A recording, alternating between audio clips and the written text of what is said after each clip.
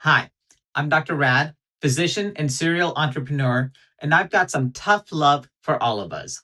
Social media likes don't pay the bills, and social media vibes don't fill your schedule. If you're a physician putting time, money, or emotional energy into social media, but you can't clearly see how it turns into new patients, revenue, or autonomy, that's a problem. But it's fixable. Join us on December 3rd for a Some Doc session called Likes Don't Pay the Bills, turning social media into real practice growth. In this talk, we'll cover why vanity metrics like follows, views almost never equal real practice growth.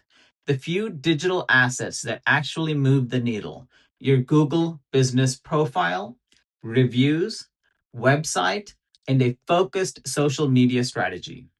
How to use automation and AI so your marketing runs quietly in the background while you see patients, and how to build enough trust online that patients feel like they know you before they ever walk into your clinic.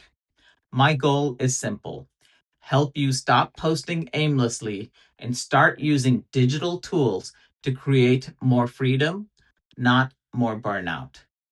Let's turn your online presence into a real growth engine for your practice instead of just another chore. Thank you.